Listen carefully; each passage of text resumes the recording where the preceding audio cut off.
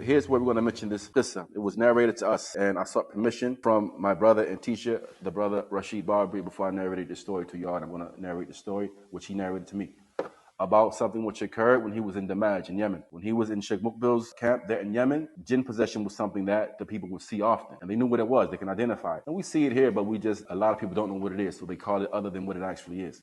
But he mentioned how, while he was there, it was quite often that the people would be performing ruqya upon the people and so on and so forth. And there was a young brother whose brother was a sahir. He was a magician. And he was along with his brother, practicing magic and the likes. But the young brother repented, made tawbah, and he began seeking knowledge and learning, and he left the path of his brother. His brother got angry at him, and he put some jinn upon him. And so the jinn possessed him. And it would be times, he mentioned, that they would be in the salah, and as soon as the person leading the prayer started reciting, the young brother, he would break out of the front row and start running around the masjid, screaming. And he mentioned that some of the brothers came together and said they're going to recite over him. And so they had him in a room, and there were various brothers that were there reciting over him. And one of the brothers who was reciting over him, he challenged the jinn. Once the jinn started speaking upon his tongue, he told the jinn to leave him. And the jinn said no. So he challenged the jinn and said, well, leave him and come to me. The jinn said, I can't. The brother said, why? He said, because you are hafiz of the Quran. You memorize the entire Quran. And so another brother in the rooms challenged the jinn as well. Said, leave him and come to me. He said, I can't. He said, why?